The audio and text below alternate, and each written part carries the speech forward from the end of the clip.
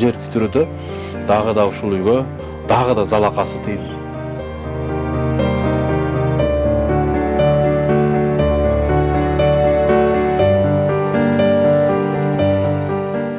Чоңойгондо ким болосуң? Чоңойгондобу аскер болом. 2010-жылы бул түштүк жергесинде ушундай коголаңдан бутуна окчап, мына ушул запкы менен бирок мындай таштап койбостон 6 баланы багып келатат.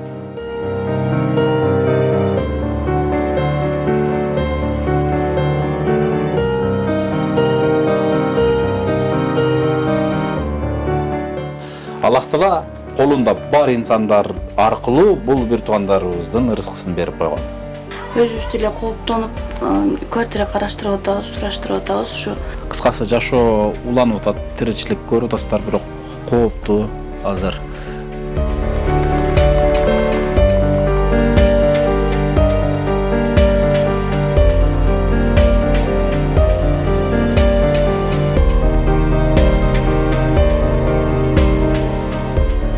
Бүгүнкү алган бааларың бар ушуларбы? Мынагы биринчи күндүккө, экинчи күндүккө.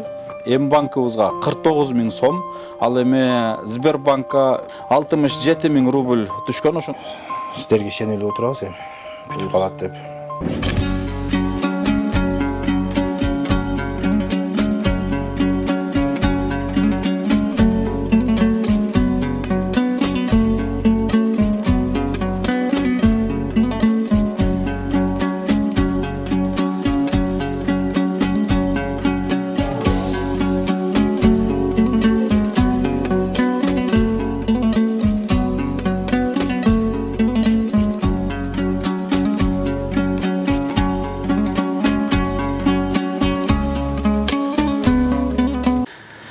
Ассаламу алейкум, урматтуу мекендаштар, кадырман кыргызстандықтар, арбаңыздар. Бүгүн 23 январ 2024 жыл башы. Биз кече күнү ушундай күндүн ызгаар суыгунда сиздер менен бир өзгөчө оор тагдырдагы, жалпы элдин жүрөгүнүн ордунан жылдыра тургандагыдай бир оор тагдырды сиздер менен бөлүштүк элек. Албетте бул Жалал Абад шаарында, Нагорный кичи районунда жайгашкан ушундай оор тагдырда жашап аткан 6 баланын үй бүлөсүн бөлүшкөнбүз. Ал үй бүлөнүн келген көчөсү мындай көргөз койсоңуз да, мына ушул чоң машина ушул жерге чейин келет да. Ушул жерге чейин келет, анан ушул жерден могул жерге токтойт. А бул жагына мына ушундай таар кичинекей көчө бар, ушул көчө менен кирип кетет. Урматтуу достор, бул аргасыздын жашоосу да, аргасыздын баягындай тагдырдын тамашасы демекчи. Ушундай жерде күн кечирип атат. Бирок ушундай жерде мына тазалап, кадимкидей көрүп атасыздар, ушинтип жашап аткандыгы, жашоонун, турмуштун уланып аткандыгы да, мисалы. Бул жагында бир сосед жашайт, бир соседтин дуалы, бул жагы бир сосед. Анан бул жактан кадимкидей нар жакка дагы башка үй бүлөлөргө кирип кетет. Могул жагында мындай бир көз чаптырып көргөзөйүн да. Негизи ушундай экен да, бул жакта жашоо карасаңыздар. Мына нар жакта дагы ушундай үй бүлөлөр жашайт. Бул жагында бир көргөз койсок да, бул жагында бир үй бүлө жашайт. Анан биз көргөзүп аткан үйдүн мына границасы могул жер. Мына каралачы, дубалдары көчүп ушундай ооп турат. Бир тарабы, арка тарабы бул жак. Анан могул дубалдар ушинтип ооп аткандан, кышайып аткандан, аргасыз ушул темирлер менен байлап койгон экен да. Бул ушул баа биз көргөзүп аткан үйдүн арка тарабы. Мен бүгүн сиздерге ушул үйдүн сырткы көрүнүшүнө көргөзүп берейинчи. Мына мындай сырттан камераны жогорудон карап бериңизчи. Мына көрдүңүзбү? Дубалдары урайын деп калган. Жанагы эжебиз сүйлөп аткан, балдар чакасы менен сүйлөп аткан, моордон нар жагы, могул жагы. Көрдүңүздөрбү? Бул экиге бөлүнүп болгон экен да. Ал эми бир тарабы болсо, бул жагы мынакей. Урматтуу достор, мына ушул үйдүн үстүнөн көрүнүшү да. Биз кече күнү дагы дрондор менен үйдүн үстүн алып бергенбиз. Мына ошондо жанагы көчүп аткан үй мына ушул жерден токтойт, могул жерден. Көрдүңүздөрбү? Анан мына камераны жакын дубалга тийгизсеңиз да суранычы. Камераны дубалга тийгизип бул жакты көргөзсөңүз, мына дубалдын ооп турганын байкап атасыздарбы? Кече түндө 22 январдан 23 январга караган түнү Кыргызстанда, Казакстанда ушундай бир Алла Тааланын бир пенде болгон бир кичинекей сыноосу болду да, жер титирөө болду. Мына ушул жер титирөөдө дагы да ушул үйгө дагы да залакасы тийл. Бул дубал бир кыйла таштаптыр да аркагачы. Мына ушул фундамент пайдубал көрүп атасыздар. Пайдубалы мындай айтканда жок эселе. Ал эми границанын эң бүтө бериши мына бул жакта. Бул эми баягы эски илгерки үй экен да, үстүгө чыгып көргөзүп бериңизчи мындай кылып. Караңызчы, бул баягы ар жерден тапкан шифрлар менен ушундай бир эмне тапса ошо менен үстүн жаап, жаан чачындан коргоп ушинтип келген экен да чындыгындачы. Эми албетте сын пикирден алыс болуңуздарчы. Бардыгыбыз эле бул кыйынчылыктан өткөнбүз достор. Мына ушул үйдү мен сиздер менен азыр кайрадан бөлүшүп атам. Ушундай бир чакан 2 тарабында көчө бар көрүп атасыздар. Бул жагы башка бирөөнүн үйү дегендей ушундай айла жок, ушундай бир жашоо уланып келатат экен. Көрүп атасыздар. Босуулар бул жакка чыгып кетат экен. Граница мына бул жер экен. Биз эми бунун баардыгын тазалап, буйруса. Бунун баардыгын тазалап, анан мына ушул границадан ары көздөтүп туруп бир чакан сонун керемет үй салыш керек да. Анан мен ойлоп атам, мына фундамент көрүп атасыздарбы? Аркараак көргөзүп койсоңуз мынакей. Илгерки Союздун фундаменти. Азыр мындай арматураны таппайсың эч жерденчи. Эч жерден мындай арматураны таппайсың базардан. Эскин табыш мүмкүн. Мен ойлоп атам, ушул эле кайра эле ушул эле фундаменттин үстүнө каркас токуп туруп эле баягындай сесмопост деп коебу, арматуралары менен каркас токуп туруп, үстүнө уровеньге чыгарып, фундаментти тегиз алып туруп, анан кийин алып кетсек жакшы болотпу деген ой болуп турат. Ассаламу алейкум. Кандайсыз? Куттубек таксыр. Ден соолук жакшыбы? Тынчсызбы? Тынч. Кантип атасыз? Вот шүгүр. Амансызбы? Аман, Алла шүгүр өзүңүздөр. Айтпай этпей эле бизде ушундай да баягы кайерге барсак камерабыз жаныбызда. Бул мен биздин фонддун оператору жада калса мени дагы айтпай этпей тартып жүрө берет да. Ошон үчүн сиз туура түшүнүңүз, айтпай этпей эле кирип келдим, бастырып элечи. Кантип атасыз? Бала чака тынчпы? Бала жакка тынч, Аллага шүгүр. Аманбы?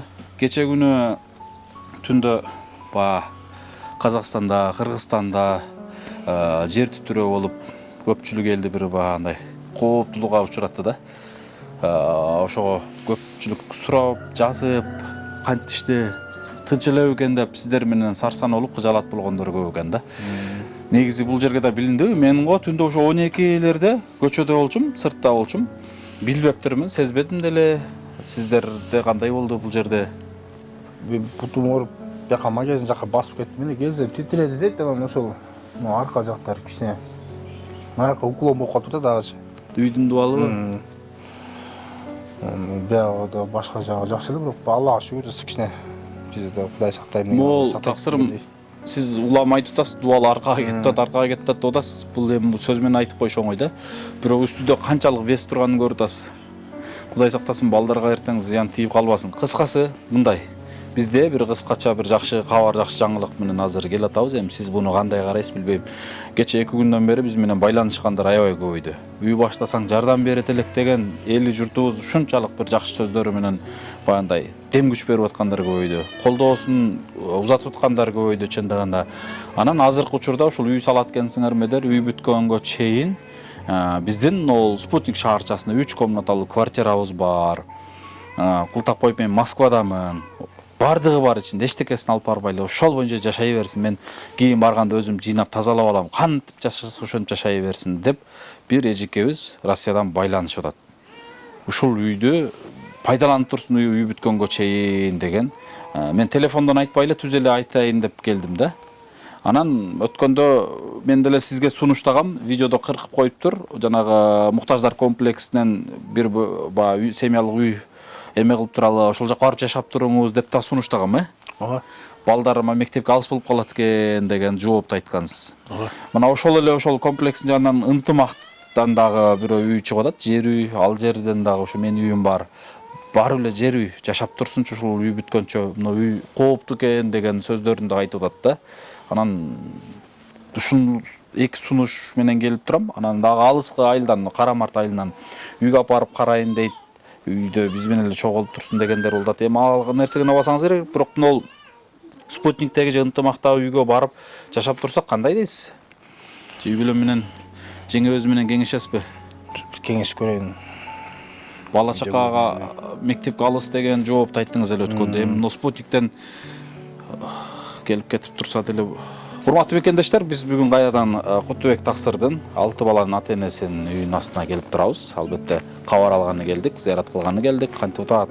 Анан сиздер менен бир кыскача отчет кылганы келдик. Албетте кече күнү видео чыккандан кийин Таксырдын астында айтып кетейин. Биздин фонддун реквизиттери коюлган. М-банкыбызга 49 000 сом, ал эми Сбербанкка 67 000 рубль түшкөн. Ошондо жалпысынан алганда 117 000 сом, рубль чакканда 117 000 сом чогулуптур. Мына ушул аманат 2 күндө Кутубек Таксырдын үй бүлөсүнө үйлүү болушуна көмөктөштүңүздөр. Мына сиздердин ар бир салган аманатыңыздар дарегине келип түшүп атат. Буйруса жакын күндөрдө кичине күн жылып калган болсо ушул үйүбүздү баштайбыз деген ниетте турабыз. Мындан сырткары достор, бизде жакшы кабар, жакшы жаңылык бар. Ушул үй башталаары менен жардам бере турган, мындай айтканда, демөөрчүлөр чыгып атат. Фундаментин растовор кылып ташып отурбастан, буйруса бир жакшы агаларыбыз менен сүйлөштүк. Так жообун жардам беребиз деди, конкретно жообун толук айта элек. Андан сырткары ушул жерге канча бөлмөлүү үй түшкөн болсо, ушул үйгө толугу менен пластик айнегине, толук айнегине көмөктөшөм деген дагы бир тууганыбыз чыкты. Мына ушундай уже иш алдыга жылып аткандыгы мына ушул. Буйруса кичине күн жылыса эле азыр курулуш ишин баштайбыз. Мен ишенем, дагы да көмөктөшөсүңөр, токтобойсуңар. Ар бир буга чейинки иштерибиз мына ушундай жылып келгенин жакшы билесиздер. Кудай кааласа мына ушул жерге керемет бир сонун ушул семьяга 6 баланын келечеги үчүн үй салабыз деп белди бекем буудук. Өткөндө эле мен сиздерге жакшы сөзүмдү айткам, Алланын астында кепилдик берип айта алам. Ушул 2 айдын аралыгында ушул жерге бир керемет үйдү салып тапшырабыз деген аракетти кылабыз. И көзүм дагы жетет ошол нерсеге. Буга чейин дагы көмөктөшүп келгенсиздер, сиздерге ишенебиз. Канчалаган үй бүлөлөрдүн үйлүү болушуна себепкер болгонсуздар. Анан мен сиздерге суранам, ушул видеону максимально группаларга таркатсаңыздар сураныч. Анан сөзсүз лайк басыңыздар.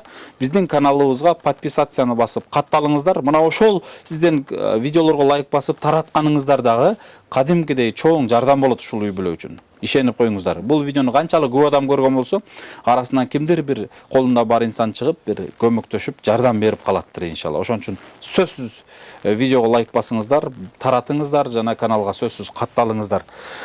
Анан Кутубек Таксыр эмне жаңылык? Мен өзүңүздү угуп атам, больницага барып лечение алып атат деп атат. Өзүм ушу карындашым да ошол жерде иштейт эле, ошол угуп калдым. Кан ден соолукка кам көрүп атасызбы, ооруп атабы, кандай болуп атат? Түнкүсүн какшап уйку жок да. Сызда эле сөктөн. Ошо бул кече барып кылсак өчүрөт деп эле, бүгүн барсак ошо обедтен өчүрөт деп. Ана истеп тапшырып келдик, эми Кудай кааласа.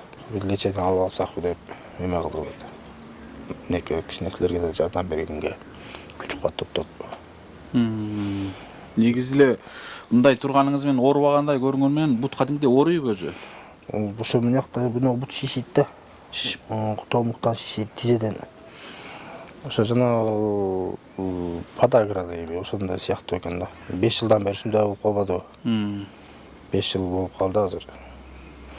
2 ай, 3 ай ушундай тымжырт жүрөт да, анан кийин козголуп туруп эле болду. Ошо дальнейший дагы бир 6 ай, 7 ай ушинтип нагрузка бастырбай эле жерге койсоң андай ийне сагандай болуп берет. Ошол багы ок тийгенден кийин ушул нерсе болуп калган дейм, а? Буга чейин жакшы эле болчуңузбу? Буга чейин жакшы эле болчу, ооба, иш кылып эле чуркап эле кетип калчу элек. Азыр эми алдындай болбой элек да. Кыймылдай албай эле. Түшүнүктүү, Алла таалам шифасын берсин, жакшы болуп кетиңиз. Урматтуу мекендештер, мен ушул эстегенде бир нерсени айтып кетейинчи. Кече күнү видеодо 1000ден ашуун адам комментарий жазыптыр, 5000ден ашуун адам лайк басыптыр. Кээ бириңиздер араңыздарда ушундай сын пикир айтып атасыздар да. Келиңиздер сын пикирди токтотолу. Өзүбүз жардам бере албайбызбы? Ооздон жакшы сөз мындай жел менен эле чыгат.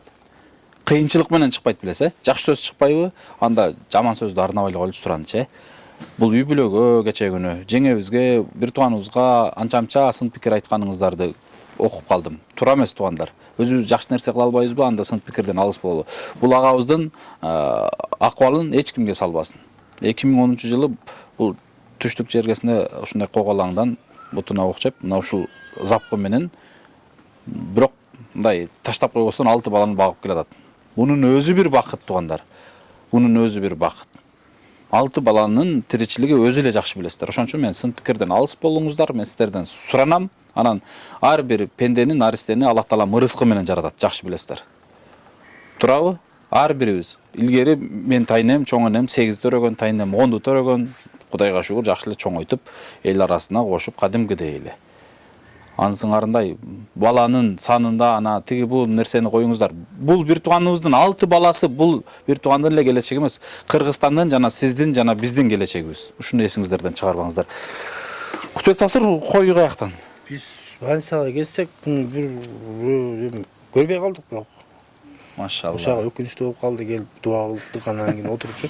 Көрдүңүзбү? Биздин бир туугандарыбыз ушундай да, мекендештерибиз караңчы. Өзүңүз жок болсоңуз да коюн таштап кеткен. Үйдө балам бар эле, тиги келип чалып эле байпастап калат да, бирөө келип кой чыштап анан не дешим билбей атам дейт.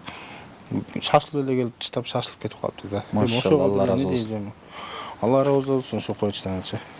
Алла разы болсун. Урматтуу бир туугандар, чындыгында рахмат баарыңыздарга. Ушундай көмөктөшүп атасыздар мына. Дарегин таап келип көмөктөшүп атасыздар. Алла разы болсун. Мына кече күнү бул жерге продуктасын, жана башкасын көмөктөшкөн бир туугандарыбыз болуп атат. Ооба, продукт тап келип беришип атат, берден келишип, сурашып кетип атат, продукт тап келип берип кетти. Алла разы болсун. Баарыңыздарга эң негизгиси Аллах Таала эки дүйнө разы болсун. Бир жанагы ошол кантип атат? Жүрүңүзчү. Үйдө ошо тозундарды тиреп койдук. Могу жыгачты атайын сөйөп коюпсуз, а? Ошо да. Мен кеттиле да. Ошо тирегичтерге коюп. Мунуңуз опасныйраак экен, ушуну да алып коюш керек экен. Муну дубал наракка кетип калгандайбы? Ошо дубал кетип калды, сырттан жакшы билинип атат, ичкери караганда. Мен сыртын тартып чыктым азыр. Мында көтөрүлүп калыптыр да. Кадимкидей, а? Кадимкидей. Урматтуу туугандар, могул нерсени биз баягы атайлап көчүрүп коюп сиздерге көргөзгөндөй болуп атабы? Жок, андай эмес. Бул жерде кече бир жума мурда кадимкидей ушул 6 баласы менен ушул жерде жашап аткан. Ягында детский деп атат. Бирок зак өткөнүн каралачы, тетиги. Айласы жашап аткан да, айласы. Мына. Көрдүңөрбү? Дубал көчүп болбой калган. Акыры мына жыгачтар түшүп, көчкөндөн кийин анан айласыз бу жерден чыкканга мажбур болушкан да. Мына көрүп атасыздар, бул кадимкидей эле бул жерде жашап аткан. Себеби мен келгенимде бул жердин баардыгын сыртка чыгарып койгон экен да, баягында идиш аяк жана башка төшөк дегендегидей, я тууган. Андан кийин молорду сиз эми түшүп кетпесин деп эме кылгансыз да, э? Түшүп кетпесин деп кичине поддержка болсун деп коюп койдук да. Тирегичтердичи, күчтүүрөөк болсунчу деп. Теги азыр түшсө кол үйдө эле түшүп кеткен экен да, үстүн түйүнө балка түшүп кетсе. Ошолорду тиреп мыктап койдук кече. Деме Кутбек Тасыр, могул кече видео чыккандан кийин мындай кандай бир ойлор, пландар пайда болду сизде? Бизде жакшы эле пландар пайда болду. Негизи мына үй башталып бүтөөрүнө көзүңүз жетип атабы? Ооба, жетип атат, силерден Алла разы болсун. Ошо сиздерге ишенелүү отурабыз эми. Бүтүп калат деп. Анан па жигитпиз да. Кээ бирлер намыска тиет, анчам-чамда намыска тиеп, намыстан учур болуп калды. Жок, чукут меме деле кылбай атам. Көңүл деле бурбай. Анан чалгандар болуп атат. Сен эмне ошол даражага барып калдың депчи. Билбейт да. Билбейт да, анан эми адамдын ичинде, адам турмушта адам билбейт. Баягы көп жерде иштеп, бияк жакта да көп жүрүп калганмын. Ал жактардан чалышып атат. Сен эмне ушунда ошо даражага барып калдыңбы, анан мынтип калдыңбы? Сен пикирлер айтып атат, чалды эле. Айласынан кече телефонду өчүрүп койгонмун. Башты ортур эткенде. Намыска тиеп деген. Кызаат болбоңуз, баягы эр жигиттин башына ар кандай күндөр келет дейт го. Кысарсан болбоңуз, баарыбыздын эле башыбыздан өткөн, биздин ата-бабаларыбыз, ата-энелерибиз деле ушул күндөрдү өткөргөн. Кыжалат болбоңуз, бул жашоодо бир эле сиз жашап аткан жериңиз жок. Биз деле ушул жашоодон келе атабыз. Эч ким жыргал жашоодо жашап аткан жери жок. Адамдын башында ушундай проблема болуш керек экен, сыноо болуп турат дегенде Алла Таала сыноону берип турат. Сыноонун аркасынан анан бир ийгиликти берет жана ар бир көрүүчүлөргө ушул сиздин сынооңуз менен кошо сыноо берет да. Урматтуу бир тууган, мен бир нерсени айтып кетем да, дайым айтып келем. Биз муктаждарга берген ырыскыбызды мен берип атам, мен таап атам, мен кылып атам, мен тапканыма берип атам дегенден алыс болуш керек. Аллах Таала колунда бар инсандар аркылуу бул бир туугандарыбыздын ырыскысын берип койгон. Дагы кайталайм. Алла Таала ар бирибизге мисалы ушундай инсандардын ырыскысын колуна бар аркылуу берип койгон да. Ошон үчүн мен сиздерге айтып кетейин элем, мен кылып атам дегенден алыс болду. Алла Таала кимдир бирөө аркылуу бул үй бүлөнүн ырыскысын чачып койгон. Колунда бар бир туугандар келгиле, көмөктөшөлү, жардам берели. Алла Таалам берип аткан ырыскы менен бөлүшөлү. Бардыгыбызда ушундай сыноо болуп келген, сыноо болуп келатат. Акыретке мына ушунун аркасында даярданалы. Бул кабар дагы жөндөн жөн сиздерге жетпей атат. Бул сыноо туугандар. Мен берип аткан ырыскы менен бөлүшөр бекен деп Алла Таала ар бирибизге ушул сыноону берип атат. Ошон үчүн көмөктөшөлү. Кудай кааласа биз 2 айдын аралыгында ушул үйдү бүтүрөбүз иншалла. Бүткөндөн кийин ай аттың мен дагы жок дегенде бир кирпич болсо дагы салым кошуп калбапмын дебеңиздер. Ар бир көрүүчү кече 50-60 миңден ашуун адам көрдү. Ооба жардам беребиз деген жакшы сөздөрүңүздөрдү айтып атасыздар көпчүлүк. Бирок келе көмөктөшөлү, көмөктөшүүнү баштайлык. 100 сомдон гана сурандым. Ар бир көрүүчү 100 сомдон гана көмөктөшкөн болсок, ушул үй бүтүп калат жөн эле. Мен көптөн суранган жерим жок туугандар. Ошон үчүн ишти баштадык, аягына чыгарабыз. Бирок бул иш сөзсүз аягына чыгат туугандар. Эртең аттың кылып калбайлы, көмөктөшөлү. Сиз да сарсан болбоңуз, кыжалат болбоңуз. Кичине күн чыксын, Кудай кааласа ишибизди баштайбыз иншалла. Биз дагы деле Кутбек Таксыр менен сүйлөшүп турсак, сен атың ким эле? Мухаммед. Мухаммед, канчада окуйсуң сен? 3-класста. 3-тө окуйсуңбу? Сен өткөндө атаңа 1-4, 1-5 алып келдин. Жок, 2-5, 1-4 алгам. Ошондобу? Азыр дагы бир жакшы кабар менен келдиңиз да, канча? Мен математикадан 2-5, кыргыз тилинен 2-5, дагы мекен таануудан 1-5, анан кийин русский языктан 1-5, 1-4 алдым. Ой, машалла. Канаке көрсөтчү ушулардын баардыгын бүгүн. Канаке. Жок, бияктан эмес. Маки. Бүгүнкү алган баларың бар ушуларбы? Ой, азамат. Мынагы биринчи күндүккү, экинчи күндүккү. Жакшы окуйт экенсиң анда сен, Мен Кутбек Таксыр, бул канчанчы балаңыз? Бул 3-чүсү. Ачык экен да. Уялбайт экен. 3-чү балаңызбы? 3-чү балам. Мектепте жакшы окуйт. Мектепте жакшы окуйт. Ана сабактарын ким жардамдашып карашат? Өзүңүздөр карашасыздарбы? Бул өзү эле жана неме? Аракет. Эң жакшы окуган менмин класста. Мазамат экенсиң. Чоңойгондо ким болосуң? Чоңойгондобу? Аскер болом. Мекенди коргойсуңбу? Азамат. Ушундай жакшы окуп болгон аскер болосуң. Дагы эмне кылгың келет? Дагынбы? Президентке чыккым келет. Азамат. Кана беш ташта ошон үчүн. Ошол тилегиңе жет, Жакшы оку, Азамат. Мына ушундай достор ба өзүнчө эле бир бактылуу болсо керек бул, Ооба. Чындыгында бакыт ушул да ба бул бакытты сезген адам сезсе керек. Балдарынын кубанычын көргөн адам ата-эне бактылуу да чындыгында. Эже кантип атасыз? Тынчсыздарбы? Тынч, Кудайга шүгүр Аллага. Бала чакаңыздар тынчпы? Тынч, Кудайга шүгүр. Кандай жакшы отурасыздарбы? Кече күнү могул түндө жер титиреди деп элдин баары баягындай чуулган болуп, Кыргызстан, Казакстанда үйдө тынч эле болдубу? Үйдө тынч эле болду. Биз балдар менен опур-топур болуп билбей калыппыз да. Анан жер титирөө болду, тааныш билиш эмнелер. Өзүңөр тынч элесиңерби, үйүңөр кантти дегенде анан түнү менен уктабай чыктык. Жолдошум экөөбүз. Өчү иретте мен уктап, балдардан коркот экенсиң. Төртөөнү тиги чакан жака жаткызып, анан эки алебиз эмне калып, бири-бирден көтөрүп чыга калабыз деп сактыкка кордук жок дейт го. Түнү менен уктагандай болбодук да. Негизи балдарыңыздар жакшы элеби? Балдарыбыз жакшы, Кудайга шүгүр. Анан бул жолдошуңуз больницага кече бүгүндөн баштап барып, ошо ооруп калдым деп мен өзүнөн эмес, ал жакта карындашым иштейт да, угуп калдым да. Анан кандай ден соолугу жакшы элеби? Балки менден азыр тартынып айтпай аткандыр. Ден соолугу колум жакшы эмне кылбай атат дейт, кыймылдабай атат дейт, оң жагым тырышып катып калып атат дейт, нервден окшойт, буту шишип атат. Анан балдарым жакшы эле өзү. Нервтеткен эмне кылды деп окшойт. Больницада деле нервтен деп айтты. Анализ тапшырдык, анан эми эртең чыкса ошого карап эмне кылабыз. Анализге карап диагноз коебуз деп айтты. Кече видео чыккандан кийин мындай канча чалуулар, кайрылуулар же сунуш суроолор болуп калып атабы? Ооба, видео чыккандан кийин берешен кыргыз элим келип жардамын аяган жок, келип продукта жагынан камсыз кылып, өздөрү келип кеткендер ham болду, көрүшүп, чалуу болгон жок. Бүгүн да келип кетишти.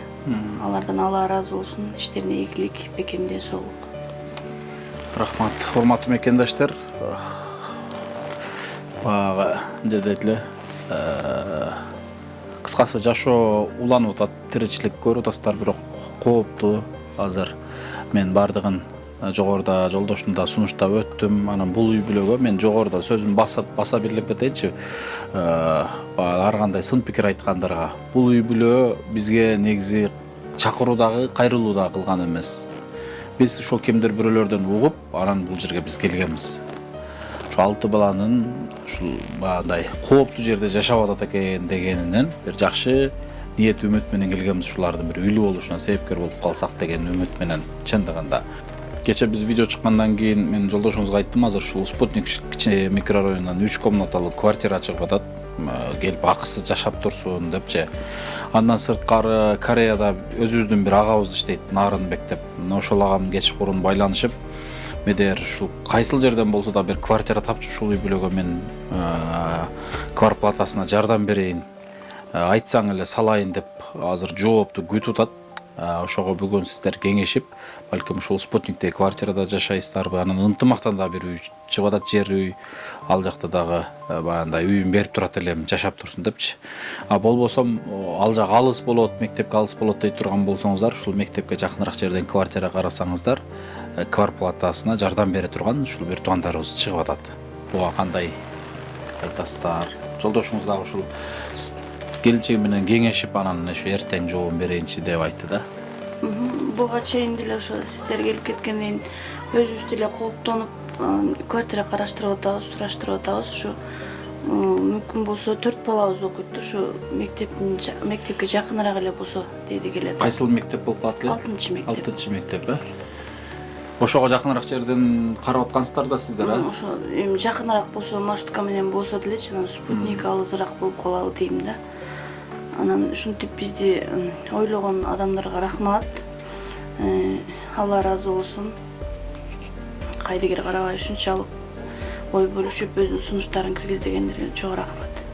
Рахмат, эжеке, кыжалат болбоңуз. Буюрса биз жакын күндөрдө пландаштырып атабыз, ушул жерди тазалап үй баштайлы деп. Өткөндө эле ушундай ниет менен келгенбиз. Мына ошол аракеттин аркасында азыр биз кетип атабыз. Кудай кааласа жакындарда бул жерди тазалап, анан жакшы демөөрчүлөр да чыгып атат, колдоочулар чыгып атат, үй баштайбыз деген, Кудай буйрса ушундай пландарда турабыз. Анан негизи эле бул жерге үй салынса ушул жерде эле жашалат, эми же башка жакка көчсөк, башка жакка барсак деп ойлочу элеңиздер?